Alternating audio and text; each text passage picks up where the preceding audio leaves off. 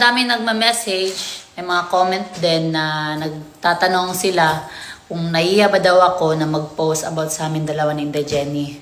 Honestly mga pangga, dati talaga parang nagdadalawang isip ako na mag-post about sa amin dalawa ni Inday Jenny. Since that time is parang hindi pa siya open sa public, like bisexual, same babae, ganun. Parang natatakot ako na i-judge, parang natatakot ako na may masabi yung mga tao na negative sa amin dalawa ni Inday Jenny. Pero ngayon, ba't naman ako matatakot? Pure naman yung heart ko na sa ginagawa namin ni Inday Jenny. Like, pure yung pagiging sweet ko sa kanya. Parang gusto ko lang din, umabot na din sa point mga pangga na parang gusto namin freedom, mga ganun.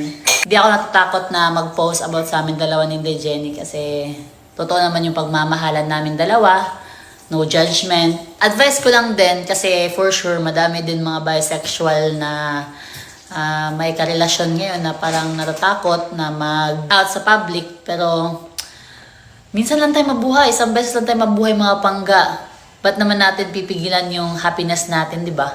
Dapat gawin natin yung mga bagay na nakapagpasaya sa atin. Piliin natin yung mga bagay na komportable tayo at masaya tayo. Di ba, Mamay? Yes. Tapos lang maghugas yun.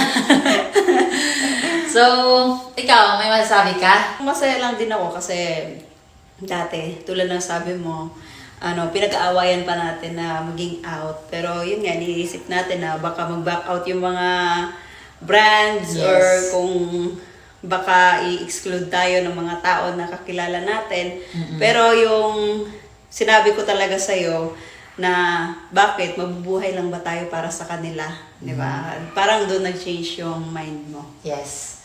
So, big thanks lang din sa mga brands na until now, andito pa rin. Mm-hmm. Like, Quick Tire, Evo. Mm-hmm. Yun. Yes. Solid. Solid.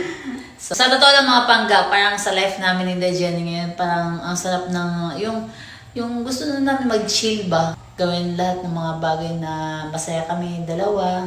Like, gawin yung mga bagay na hindi pa namin nagagawa. Puntahan yung mga lugar na hindi pa namin napupuntahan. At makapag-explore na tayong dalawa talaga. Mm-hmm. Diba? Pero yun nga, dahil sa mga nangyayari na trial sa atin ngayon, parang mababack to zero, parang pause muna sa mga plano sana natin. Pero syempre, hindi naman yun mawawala. Soon, pag nakabawi na tayo financially, diba? Yes.